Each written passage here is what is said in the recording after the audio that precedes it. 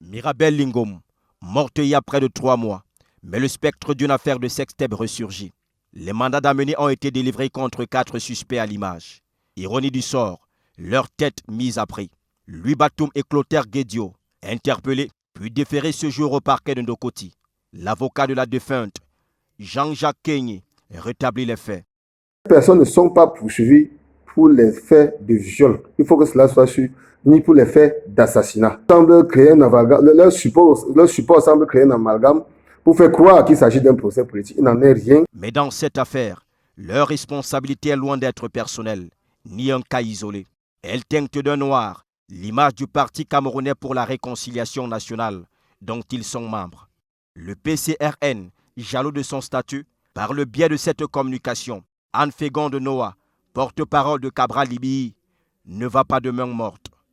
Pour les griefs imputés aux prévenus, elle voit de façon subtile une main basse du MRC.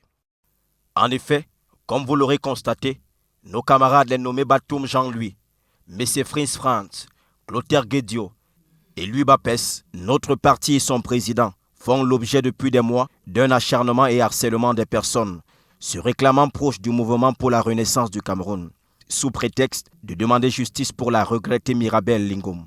Ils vont jusqu'à porter à la légère des accusations d'une extrême gravité, comme le viol et l'assassinat de cette jeune dame. Louis Batoum et Clotaire Guédio sont dans la brouille avec la justice.